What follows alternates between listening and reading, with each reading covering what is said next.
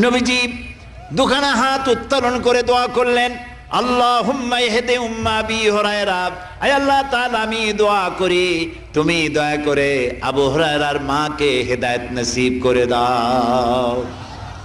রাসূলুল্লাহ দোয়া করলেন আল্লাহ ওর মায়ের হেদায়েত করে দাও। হযরত আবু হুরায়রা রাসূলের মুখে দোয়া শুনে দিয়েছেন দৌড়। পিছন থেকে সাহাবীরা মনে করলেন আবু হুরায়রা দৌড়ায় কেন, জামা টেনে ধরছে পিছন থেকে। জিজ্ঞেস করলে আবু হুরায়রা দৌড়চ্ছ কেন, কোনো বিপদ হয়েছে নাকি? কয় না, কোনো বিপদ হয় নাই, আমাকে ছেড়ে দাও। কেন, কি হয়েছে? হযরত আবু হুরায়রা বলেন, সাহাবীরা আমাকে ছাড়ো, আমি দৌড়াইয়া বাড়ি গিয়ে দেখতে চাই। আমি আগে দৌড়াইয়া বাড়ি পৌঁছলাম, নাবি বাড়ি পৌঁছবার আগে আল্লাহ নবীর দোয়া আমার বাড়ি পৌঁছায়। সেই দুইটা জিনিসের কোনটা আমি দেখতে চাই।